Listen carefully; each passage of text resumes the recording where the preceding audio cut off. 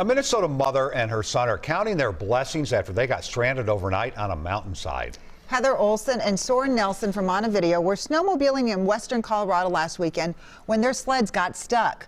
WCCO's John Lauritsen explains how they survived a night of freezing temperatures.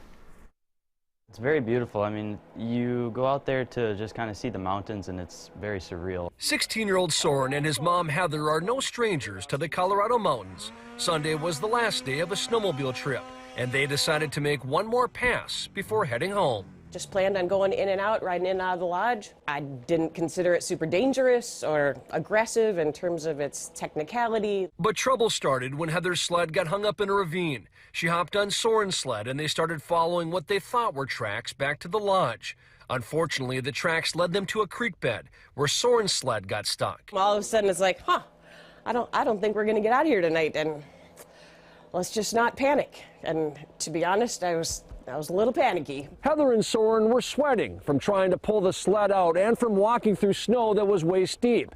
As night fell and the temperature dropped, the cold became a real concern. I had faith in my mom that she knew what to do. They didn't have cell phone service, and Heather was mad at herself for not bringing a fire starter. What they did have was food, water, and each other, and an idea. Obviously, digging a hole into the side of the mountain was best possible scenario just to get out of the elements a little bit. They lined their handmade cave with pine bows and backpacks. We kind of locked arms and just snuggled in, and we were there for about 10 hours. The temperature dropped to around 10 above. As they hunkered down, they refused to look at the clock. Instead, they focused on staying warm.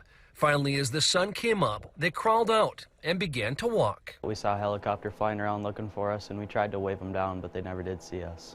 But a short time later, search and rescue found them. They believe they survived because of each other. We both think that if we had been alone and hadn't been together, it might have been a totally different story. John Lauritsen, WCCO 4 News. Heather and Soren suffered altitude sickness and dehydration, but were otherwise okay. Heather's boyfriend called for help when the two didn't return. The family wants to thank Colorado Search and Rescue and everyone else who looked for them.